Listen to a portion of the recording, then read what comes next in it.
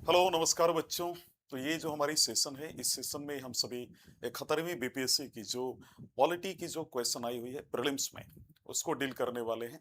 और सभी क्वेश्चन को मैं बहुत ही डिटेल में डिस्कशन यहाँ करने वाला हूँ। बिना देर किए शुरू करते हैं। और एग्जामिनेशन आप सभी को मालूम है कि 26 जुलाई को है, और इस डेट को पोस्टपोन करने का कोई भी इरादा नहीं है बीपीएससी को, पहले मैं आपको क्लियर कर दूं। तो चलिए शुरू करते हैं।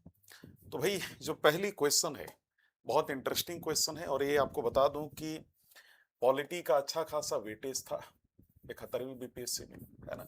और इस बार भी जो है 72वीं बीपीएससी में भी यहाँ से ज्यादा प्रश्न आने की संभावना है।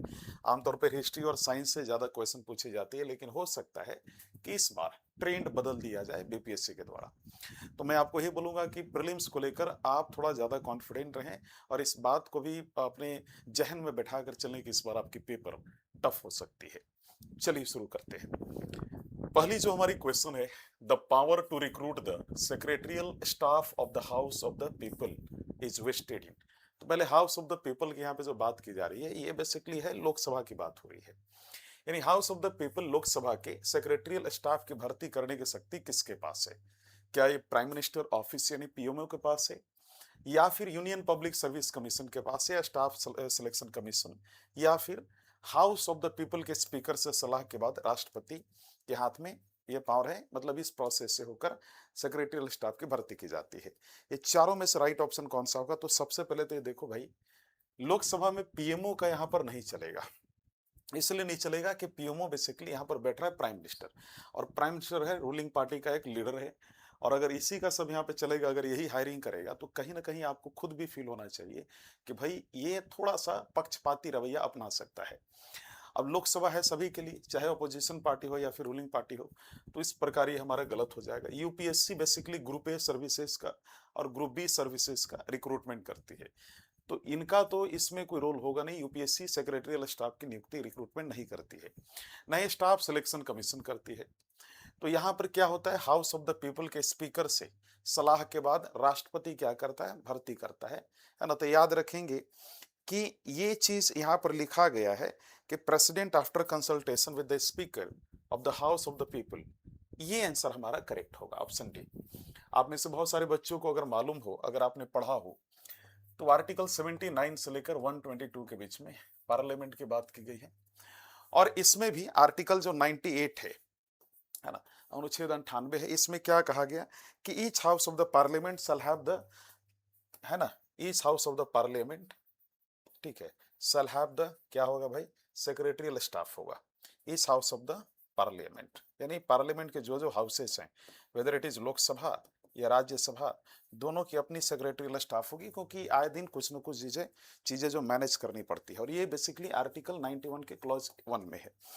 इवन आर्टिकल 92 के क्लॉज 2 में जो है, यहाँ पर बात किया गया है कि प्रेसिडेंट के पास ये पावर होगा कि कैसे नियुक्ति करनी है सेक्रेटरियल स्टाफ की, चाहे लोकसभा या राज्यसभा, उनकी सर्विस कंडीशन क्या होगी। ये आर्टिकल 19 क्लॉज 2 में इसके बारे में जिक्र मिलता है। तो किसके में मिलता है? आर्टिकल 19 क्लॉज 2 में। ये याद रखेंगे, क्योंकि यहाँ से भी रिलेटेड क्वेश्चन में एग्जाम में पूछी जा सकती है। इसके अलावा आर्टिकल 19 8 के क्लॉज 3 में बड़ी डिटेल में डिस्कशन की गई। क्या डिस्कशन की गई कि पार्लियामेंट जब तक कोई लॉ नहीं बना लेती है, तब तक जो है पार्लियामेंट को ये तब तक जो है प्रेसिडेंट को जो है स्पीकर ऑफ द लोकसभा और राज्यसभा के चेयरमैन का रिकमेंडेशन या उनके द्वारा बनाई गई लॉ के अनुसार बेसिकली क्या करना होगा? सेक्रेटरियल स्टाफ की नियुक्ति करनी होगी। तो ये लिखा गया है आर्टिकल 19 क्लॉज 3 में, ये याद रखिएगा, ठीक है। तो ऑप्शन डी इस प्रकार क्या हो गया, ठीक है ना। तो आप ऑप्शन डी हमारा क्या होगा? राइट आंसर हो गया। तो जब तक पार्लियामेंट कोई लॉ नहीं बना लेती है, प्रेसिडेंट नियुक्ति के समय अगर लोकसभा का है तो स्पीकर के साथ सलाह लेगा, और अगर राज्यसभा की बात हो रही है तो चेयरमैन से सलाह लेगा। इतना याद रखिएगा। तो ये तो मैंने चलिए डिस्कशन कर लिया। इसके अलावा आइए क्वेश्चन नंबर 2 पर। क्वेश्चन नंबर 2 हमारा क्या कहता है? क्वेश्चन नंबर 2 बहुत डिटेल में इस बारे में बात करता है, अटॉर्नी जनरल को लेकर बात करता है। कहता है ये कि भाई अटॉर्नी जनरल ऑफ इंडिया यानी भारत का महान्यायवादी क्या है? It is not entitled of audience except the supreme court. तो कह रहा है उन्हें सुप्रीम कोर्ट के अलावा कहीं और सुनवाई का अधिकार नहीं है, ठीक है। He gives advice to president on legal matters. हाँ, ये सही बात है। राष्ट्रपति को कानूनी बातों पे, कानूनी मुद्दों पर, कानूनी विचार को लेकर, है ना, अलग अलग प्रकार की सलाह देते रहता है। तो ये सलाह देने की इनके पास पावर है। अटॉर्नी जनरल को ये बेसिकली इनको पावर दिया गया है। Can not participate in the proceeding in the house of the parliament. भी अगर ये शक की बात है भाई, is a whole time counsel for the government, यानी ये सरकार के लिए पूर्णकालिक वकील होते हैं। अब देखो ऐसा है ना कि अगर आप इसको ध्यान से देखोगे, आर्टिकल 76 जो है उसका क्लॉज 1 क्या कहता है? आर्टिकल 76 का क्लॉज 1 कहता है कि प्रेसिडेंट उसी व्यक्ति को अपॉइंट करेगा अटॉर्नी जनरल ऑफ इंडिया के तौर पे जो सुप्रीम कोर्ट के जज बनने के लिए एलिजिबल है। ये किस में बोला गया है? आर्टिकल 76 के क्लॉज 1 में बोला गया है। ये याद रखेंगे। इसी प्रकार आर्टिकल 76 के क्लॉज 2 में क्या बोला गया है? आर्टिकल 76 के क्लॉज 2 में क्या बोला गया है कि भैया ये ड्यूटी होगा, है ना, ये ड्यूटी होगा बेसिकली किसका? अटॉर्नी जनरल का, कि पार्लियामेंट को, और खास तौर पे यानी प्रेसिडेंट को, चूंकि प्रेसिडेंट पार्लियामेंट के अंतर्गत आता है, तो प्रेसिडेंट को अलग अलग मुद्दों को लेकर लीगल मैटर पे सलाह देने की पावर होगी। तो इसकी तो जिक्र की गई है ना, लीगल मैटर्स पे सलाह देने की पावर होगी। वहीं अगर आप आ जाएं आर्टिकल 76 से, है ना, आर्टिकल 76 क्लॉज 3 में बड़ी डिटेल में एक बात की गई। इसमें ये कहा गया कि जो ये बेसिकली अटॉर्नी जनरल होगा, उसको भारत की जितनी भी कोर्ट्स हैं, सभी कोर्ट्स में उसको ऑडियंस की पावर होगी। मतलब आपने देखा होगा आमतौर पर जब किसी भी कोर्ट में जब केसेस की सुनवाई होती है तो आपने देखा है सामने कुछ लोग बैठे होते हैं, तो इनको वहां पर बैठने का पावर है किसी भी कोर्ट में। यहाँ पर क्या लिखा है? एक्सेप्ट द सुप्रीम कोर्ट, तो अपने आप में गलत हो जाता है ना। ये तो सभी कोर्ट्स में बैठ सकता है। इवन मैं यहाँ पर बताना चाहता हूँ कि आर्टिकल 76 के क्लॉज 4 में भी बड़ी इंटरेस्टिंग बात की गई। इसमें क्या कहा गया? इसमें कहा गया कि ये जो है, इसकी जो ऑफिस है वो प्लेजर ऑफ प्रेसिडेंट के ऊपर डिपेंड करती है। यानी ही holds the office on the pleasure of the president, यानी जब तक राष्ट्रपति चाहेंगे तब तक ये अपने पद पर बैठे रह सकते हैं।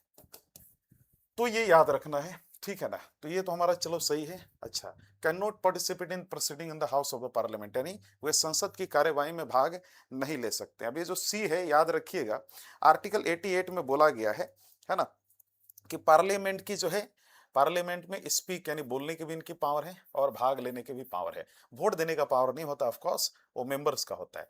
तो ये संसद के कार्यवाही में भाग नहीं ले सकते। तो ले सकते हैं भाई, क्यों नहीं ले सकते हैं? तो चूंकि यहाँ पर कैन नॉट है इसलिए गलत हो गया। अगला बोल रहा है वे सरकार के लिए पूर्णकालिक वकील होते हैं, है ना। याद रखिएगा, सरकार के लिए क्या होते हैं? पूर्णकालिक वकील होते हैं।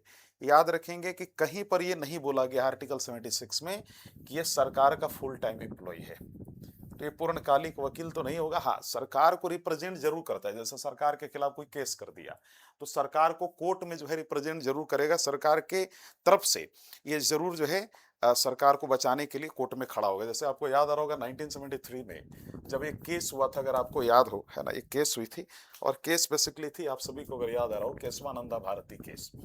तो इस केस में बेसिकली क्या हुआ था ना कि एक तरफ केशवानंदा भारती की तरफ से एन ए पालखी वाला केस लड़ रहे थे और वहीं दूसरी ओर भारत सरकार की तरफ से उनका अपना अटॉर्नी जनरल था।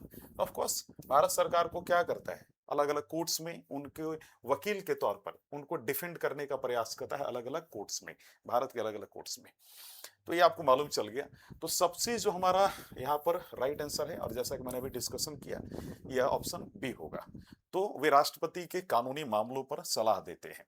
चलो भाई अगली क्वेश्चन देखते हैं। अगला जो क्वेश्चन है बड़ी इंटरेस्टिंग क्वेश्चन है। क्वेश्चन है कि कंसिडर द फॉलोइंग सब्जेक्ट्स, ठीक है, consider the following subjects belonging to, ठीक है ना, different lists of the Constitution of India. Which of the following subjects belong to concurrent list? यानी भारत के संविधान की अलग अलग सूचियों में शामिल इन विषयों पर विचार करें। इनमें से कौन से विषय समवर्ती सूची में आते हैं? भाई सबसे पहले तो ये समझो कि हमारे कॉन्स्टिट्यूशन में टोटल 12 शेड्यूल है। कितना शेड्यूल है? 12 शेड्यूल है। अब ऐसा है ना कि अगर इसमें से देखोगे 12 शेड्यूल में से फर्स्ट शेड्यूल किसकी बात करता है? यूनियन एंड टेरिटरी की बात करता है ना, कि कितने क्षेत्र हैं और उन क्षेत्रों का नाम क्या है, पहली अनुसूची। दूसरा क्या बात करता है, आप सभी को मालूम है, दूसरा, तीसरा हो गया, चौथा हो गया। इन सब भी आने से पहले मैं आप सभी को बता दूं कि इसी प्रकार एक 7th शेड्यूल है। है ना, क्योंकि मैं अभी शेड्यूल को डिस्कशन नहीं कर रहा हूँ। तो 7 शेड्यूल है और 7 शेड्यूल में बेसिकली 3 प्रकार की लेजिस्लेटिव पावर की बात की गई। एक तो यूनियन लिस्ट, और यूनियन लिस्ट में जितनी भी सब्जेक्ट्स हैं उस पर कौन कानून बनाता है? Of course the central government, याद रखेंगे। और इसके बाद जो स्टेट लिस्ट है उस पर स्टेट गवर्नमेंट कानून बनाएगी। और इसके बाद कॉन्करेंट लिस्ट है तो उस पर कॉन्करेंट लिस्ट पे दोनों मिलकर कानून बनाते हैं। और अगर मान लीजिए कि इस कानून को लेकर दोनों का कॉन्ट्राडिक्शन हो गया, जैसे 1976 के पहले एजुकेशन बेसिकली स्टेट लिस्ट का हिस्सा हुआ करता था, मतलब राज्य सरकारें ही शिक्षा पर कानून बना सकती थी। इंदिरा गांधी की सरकार ने 42nd कॉन्स्टिट्यूशनल अमेंडमेंट एक्ट 1976 के जरिए उसको कॉन्करेंट लिस्ट का हिस्सा बना लिया। मजे की बात क्या है कि जब ये बना उसके बाद 1976 के बाद सेंटर हो या स्टेट हो दोनों मिलकर इस पर कानून बनाने लगी। और कई बारी तो ऐसा होता था कि कॉन्ट्राडिक्शन हो जाता था दोनों के लॉज में। ऐसी स्थिति में सेंट्रल गवर्नमेंट की लॉज प्रिवेल करती है, ये याद रखेंगे आप, है ना। तो चलिए, तो यहाँ तो हमें मालूम चल गया। इसी प्रकार आपका 8 है, 9, 10, 11, 12 शेड्यूल, टोटल 12 शेड्यूल्स हैं। तो सवाल ये खड़ा होता है कि कॉन्करेंट लिस्ट में इनमें से कौन कौन हिस्सा है। ऑप्शन क्या है? पहला, वन्य जीवों का संरक्षण, कृषि से होने वाली आय, बिजली की खपत या बिक्री पर कर, कीमतों पर नियंत्रण। और कहता है इनमें से कौन सही है ना। आपको सिलेक्ट करना है इनमें से कौन सही है। 1 और 4 सही है, या फिर 2 और 3 सही है, या फिर 4 सही है, या फिर केवल 2 सही है ना। देखो, पहले तो इस प्रकार के जब भी क्वेश्चन मिले तो हालांकि हर बच्चा जो है क्या क्या सब्जेक्ट में लिखा है ये किसी को मालूम नहीं होता है कि क्या क्या लिखा गया है, क्या क्या नहीं लिखा गया है। लेकिन मैं आपके लिए एक सलाह देता हूँ। एक लमसम आपको आइडिया होना चाहिए, मतलब जब भी आप एक बार जो भी आपकी लक्ष्मीकांत या जो बुक आप फॉलो कर रहे हो उसमें आपको एक लमसम आइडिया होना चाहिए कि भाई यूनियन लिस्ट में क्या आता है, स्टेट लिस्ट में क्या आता है, कॉन्करेंट लिस्ट में क्या आता है। अब इस क्वेश्चन को देखने के बाद आप एकदम क्लियरली आप देख पाएंगे कि इसका जो राइट आंसर यहाँ पर दिख रहा है वो राइट आंसर इसका क्या होगा यहाँ पर। तो याद रखेंगे इसका राइट आंसर ऑप्शन ए होगा। क्यों? क्योंकि भाई वन्य जीवों के संरक्षण यानी वाइल्ड लाइफ प्रोटेक्शन जो है कॉन्करेंट लिस्ट में आ गया। इसमें सेंट्रल स्टेट गवर्नमेंट दोनों मिलकर काम करती है। प्राइस कंट्रोल यानी जो भी वस्तु है उनकी प्राइस कंट्रोल का काम दोनों मिलकर करती हैं, चाहे सेंटर हो या स्टेट हो। अब जैसे यहाँ पर अगर आप देखें, है ना, जैसे अगर आप देखें एंट्री नंबर 17 बी और 17 ए में अगर देखेंगे, एंट्री नंबर 70 बी जो है कॉन्करेंट लिस्ट का, उसमें वाइल्ड लाइफ प्रोटेक्शन की बात की गई। और 17 ए में अगर देखोगे तो फॉरेस्ट की बात की गई है, यानी जंगलों की बात की गई है। तो ये तो चलो कॉन्करेंट लिस्ट में आता है। जैसे कृषि से होने वाली जो आय है ना, जैसे इनकम ऑन एग्रीकल्चर, अगर इसको ध्यान से देखोगे ना तो ये पाओगे कि स्टेट लिस्ट के एंट्री नंबर 46 में इसके बारे में डिस्कशन मिलता है। तो एंट्री नंबर 46 में इसके बारे में चर्चा की गई है ना। तो जाहिर सी बात है स्टेट लिस्ट में है तो ये तो वही कॉन्करेंट लिस्ट का हिस्सा होगा नहीं। अब बिजली की खपत या बिक्री पर कर, ये भी आओगे तो एंट्री नंबर 53 जो है स्टेट लिस्ट का, उसमें इसके डिस्कशन की गई है, तो ये भी स्टेट लिस्ट का हिस्सा है। इस प्रकार अगर कीमतों पर नियंत्रण प्राइस कंट्रोल की बात करें, लेकिन उस पे हाँ प्राइस कंट्रोल अगर उस पे हम बात करें तो प्राइस कंट्रोल जो है कॉन्करेंट लिस्ट की एंट्री नंबर 33 में, है ना, एंट्री नंबर 33 में इसकी बात की गई। तो भाई ऑफ कोर्स इस प्रकार जो है वन्य जीवों का संरक्षण हो या कीमतों पर नियंत्रण हो, ये कॉन्करेंट लिस्ट यानी समवर्ती सूची का हिस्सा माना जाता है, ये याद रखेंगे। अच्छा, एक चीज और इसमें आप सभी बच्चों को मैं बताना चाहता हूँ कि भाई ऐसा है कि ये जो 7th शेड्यूल में जो 3 लेजिस्लेटिव सब्जेक्ट की बात की गई, यूनियन, है ना, स्टेट, कॉन्करेंट, इसको पहले फेडरल लिस्ट कहा जाता था, स्टेट को प्रोविंशियल लिस्ट और कॉन्करेंट को कॉन्करेंट। ये पहली बार चर्चा की गई थी basically 1935 government of India act में, है ना। उस दौरान देश के वायसराय लॉर्ड विलिंगडन साहब थे और ब्रिटेन के प्राइम मिनिस्टर स्टैनले बाल्डविन थे। और उस दौरान भारत के सेक्रेटरी ऑफ स्टेट उनका नाम था सैमुअल हॉर। क्या नाम था उनका? सैमुअल हॉर, ये याद रखना, है ना, सैमुअल हॉर उनका नाम था। अच्छा, एक चीज और, अभी मैं शेड्यूल की बात कर रहा था। फर्स्ट शेड्यूल आप सभी को मालूम है कि हमारे देश में, देश का नाम क्या है, कितने क्षेत्र, उन क्षेत्रों का नाम क्या है, यूनियन एंड टेरिटरी की बात की गई। सेकंड शेड्यूल में सैलरीज एंड अलाउंसेस की बात की गई है ना, जो भी टॉप लेवल के गवर्नमेंट ऑफिशियल्स हैं, सैलरी एंड ऑफिसेस, है ना, की बात की गई। एंड अलाउंसेस की बात की गई, क्या क्या उनको अलाउंसेस मिलेंगे, फैसिलिटीज, एमोल्यूमेंट्स क्या क्या मिलेगा। थर्ड शेड्यूल आप सभी प्यारे बच्चों को मालूम है कि थर्ड शेड्यूल की अगर आप बात करें तो थर्ड शेड्यूल में क्या बात किया गया है कि भाई ओथ, जो भी गवर्नमेंट के ऑफिसर्स हैं उनकी ओथ की बात की गई है, चाहे सेंट्रल ऑफिसर्स हैं, सेंट्रल मिनिस्टर्स हैं, उनकी ओथ टेकिंग की बात की गई, शपथ ग्रहण की। फोर्थ शेड्यूल में राज्यसभा की स्टेट वाइज क्या क्या सीटें होंगी उसकी बात की गई। फिफ्थ शेड्यूल आपको मालूम है ट्राइबल एरिया से रिलेटेड है, एडमिनिस्ट्रेशन से। सिक्स शेड्यूल भी उसी से रिलेटेड है ना, ट्राइबल शेड्यूल एरिया से रिलेटेड है, एडमिनिस्ट्रेशन से रिलेटेड है, उस पर आएंगे। फिर सेवन शेड्यूल आप सभी को मालूम, जैसा कि मैंने अभी तुरंत डिस्कशन किया, लेजिस्लेटिव सब्जेक्ट्स। एट शेड्यूल आप सभी बच्चों को मालूम है कि एट शेड्यूल में क्या है, टोटल 22 भाषाएं हैं। नाइन्थ शेड्यूल में आप सभी बच्चों को मालूम है लैंड रिफॉर्म से रिलेटेड बातें की गई हैं। 10th schedule anti defection of 52nd constitutional amendment act. हालांकि ओरिजिनल कॉन्स्टिट्यूशन में 8 ही शेड्यूल था, लेकिन 1951 में फर्स्ट कॉन्स्टिट्यूशनल अमेंडमेंट एक्ट के जरिए नेहरू ने 9 शेड्यूल जोड़ा था। वहीं 52nd कॉन्स्टिट्यूशनल अमेंडमेंट एक्ट 1985 के जरिए 10th शेड्यूल को जोड़ा गया। और मजे की बात सुनिए, ऐसा है कि 73rd कॉन्स्टिट्यूशनल अमेंडमेंट एक्ट को पंचायती राज का हिस्सा बनाया गया, किसको, 11th शेड्यूल में। और 74th कॉन्स्टिट्यूशनल अमेंडमेंट एक्ट आप सभी बच्चों को मालूम है कि 1992 में पीवी नरसिम्हा राव की सरकार लाई थी और 73rd को भी लाई थी। 74th में म्युनिसिपैलिटीज की बात की गई। तो ये तो आप सभी को लमसम आइडिया लग गया। तो मेरा ये कहना है ना कि भाई एक शेड्यूल वाला जो प्रॉब्लम है ना, कई बच्चों का है कि सर शेड्यूल याद नहीं होता है। It's very easy to remember. मतलब आप अगर थोड़ा सा भी आप सोचिए कि थोड़ा सा भी अगर आप आप अच्छे से इसको रिवाइज करने का प्रयास करें, मैं तो कहता हूं कि भाई कभी रट्टा मारो ही मत।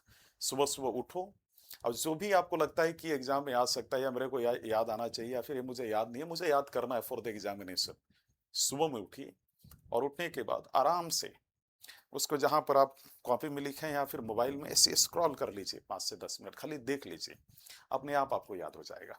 और सिर्फ याद करना, ऑब्जर्व करके, इसको बोलते हैं फोटोजेनिक मेमोरी।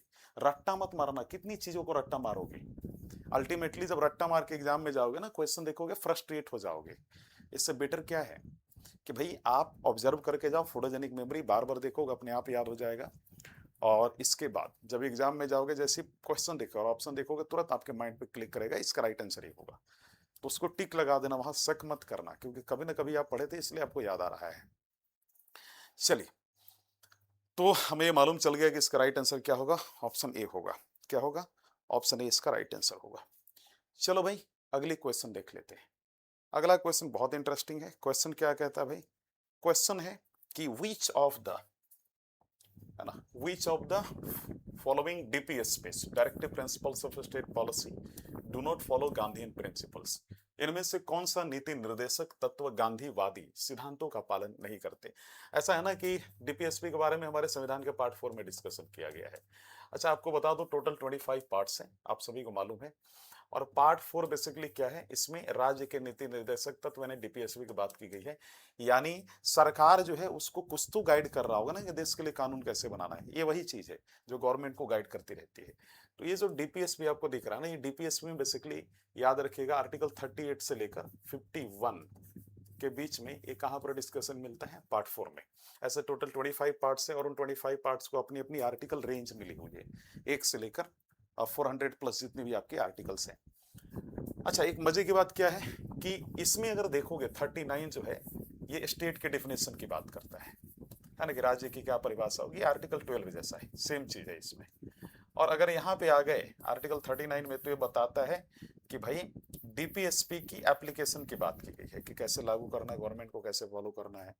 और ये भी बोला गया है कि नॉन जस्टिसेबल है, अगर कल को गवर्नमेंट इसमें नहीं चीजों को लागू नहीं करती है तो आप सुप्रीम कोर्ट में इनको चैलेंज नहीं कर सकते हैं, इसमें नॉन जस्टिसेबल है, याद रखिएगा, फंडामेंटल राइट जस्टिसेबल है। और माफ कीजिए, यहाँ पर मैं 38 से 51 बोल रहा हूँ, आर्टिकल 36 से लेकर 51 के बीच में, ठीक है ना। तो 36 में बेसिकली स्टेट, माफ करना मुझे, आर्टिकल 36 में बेसिकली क्या बात किया गया है, स्टेट के डिफिनेशन के। 37 की कहाँ बात की गई, 37 में एप्लीकेशन की बात की गई है, जिसमें कहा गया है कि भाई ऐसा है कि डीपीएसपी क्या है, पूरी तरीके से ये नॉन जस्टिसेबल है। बाकी 38 में आप सभी को मालूम है ये बेसिकली सोशलिस्ट प्रिंसिपल में आता है और 39 भी सोशलिस्ट प्रिंसिपल में आता है। और डीपीएसपी में जितनी आर्टिकल हैं 38 से लेकर 51 के बीच में, इस सारे को 3 कैटेगरी में बांटा गया, पहला सोशलिस्ट, दूसरा गांधी प्रिंसिपल और तीसरा लिबरल इंटेलेक्चुअल।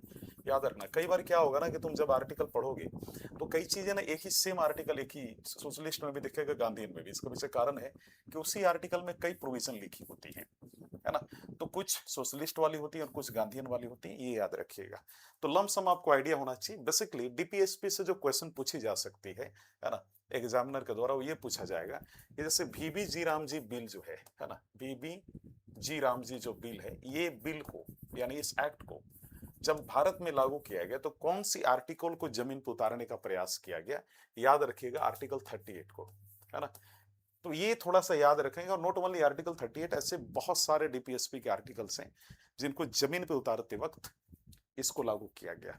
आप समझ रहे हो ना कि भाई उसको टारगेट मिला गया ना गवर्नमेंट को। अब जैसे आर्टिकल 40 में आप सभी को मालूम है कि पंचायती राज की बात की गई है गांधीयन प्रिंसिपल में। क्या किया पीवी नरसिम्हा राव की सरकार में 73rd कॉन्स्टिट्यूशनल अमेंडमेंट एक्ट 1992 लाकर उन्होंने क्या किया, उसको जमीनी स्तर पे लागू करने का प्रयास किया। उससे पंचायती राज को कॉन्स्टिट्यूशनल स्टेटस बेसिकली उसको दिया, यानी संवैधानिक दर्जा दिया।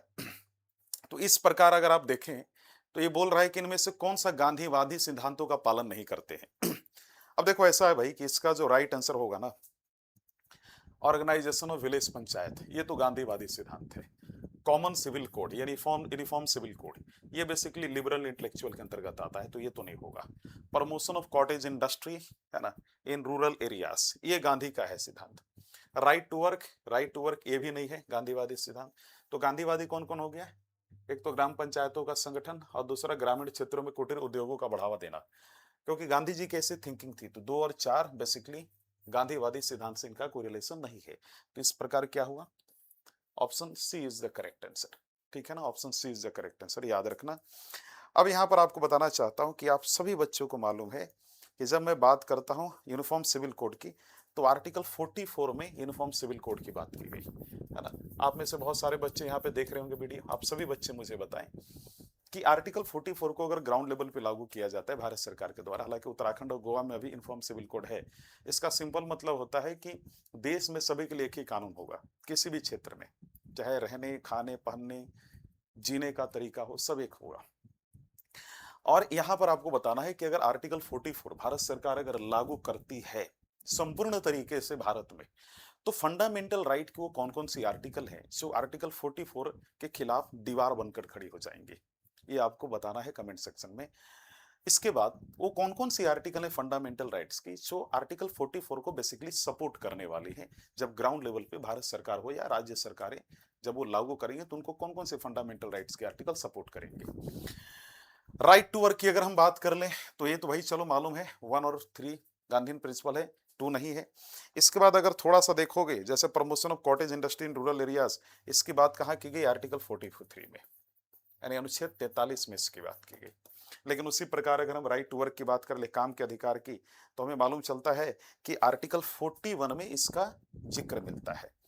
आर्टिकल 41 में कि हर व्यक्ति को काम करने का अधिकार है, सरकार ऐसा कानून बनाए कि हर व्यक्ति को उसके काम करने के लिए नौकरी की उपलब्धता हो, एम्प्लॉयमेंट हो, ताकि वो कमा पाए और अच्छे से अपनी जीवन गुजार पाए। तो इस प्रकार आपने देखा, तो कई बार ऐसा क्वेश्चन पूछ लेंगे, हालांकि बहुत इजी क्वेश्चन था डीपीएसपी का। मैं मानता हूं कि इस बार बहुत टफ क्वेश्चन आने वाली है, चाहे पॉलिटी हो या अदर सब्जेक्ट्स हो 72 में। और लिटरली ये मैं वीडियो बेसिकली ये लाइव वीडियो है ना, आप सभी बच्चे इसको लाइव देख रहे हैं, तो मैं आप सभी बच्चों को कहना चाहता हूं कि याद रखेंगे, ये वीडियो का स्क्रीनशॉट ले लीजिए जो मैं अभी कह रहा हूं। टफ पेपर आने वाला है, टफ के चांसेस 80% 85% है। अगर नहीं भी हो तो ट्रिकी जरूर आएगा। ट्रिकी मतलब देखने में इजी तो लगेगा, आपको लगेगा यार मैं डील कर लूंगा, लेकिन जब आंसर मिला होगा आपको मालूम चलेगा यार ये तो गलत हो गया। सो ट्रिकी क्वेश्चन आने की भी संभावना है, लेकिन 85% टफ क्वेश्चन आने की संभावना है, क्योंकि फॉर्म भी बहुत ज्यादा किया है। और बीपीएससी को छटैया करना है तो उसके लिए भाई of course they will ask the tough question, और मजे की बात कि आपकी क्वेश्चन रेडी हो चुकी है। चलिए अगली क्वेश्चन देख लीजिए। अगला क्वेश्चन है, बड़ा इंटरेस्टिंग क्वेश्चन है आप सभी का, ये देखें आप सभी यहाँ पर। क्वेश्चन क्या है, क्वेश्चन पूछता है कि कौन सी ऐसी जोड़ा है जो करेक्टली मैच्ड नहीं है ना, which pair is not correctly matched. Option A कहता है allocation of seats in the council of state, 4th schedule. अभी मैंने तुरंत एक्सप्लेन किया था इसीलिए कि देखना आगे चल के डिस्कशन होगा। ये तो सही है भाई, राज्यसभा की जो सीटें हैं, काउंसिल ऑफ स्टेट का नया नाम क्या धरा गया था भारत सरकार के द्वारा 1950s के डिकेड्स में, दशक में, राज्यसभा, है ना। तो 4th शेड्यूल में तो है। फॉर्म्स ऑफ ओथ यानी शपथ ग्रहण को लेकर जो संरचना या जो बातें हैं 3rd शेड्यूल में की गई है, नो डाउट। इसके बाद कहता है यूनियन लिस्ट, कह रहा है कि संघ सूची 7वीं अनुसूची में इसकी जिक्र मिलती है कि नहीं।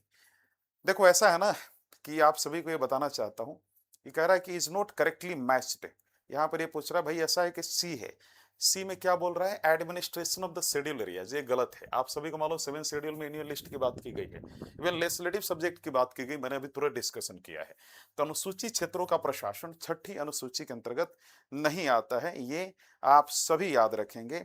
आप सभी को बता दूं कि आर्टिकल 244 क्लॉज 1 इससे ये रिलेटेड एक आर्टिकल है,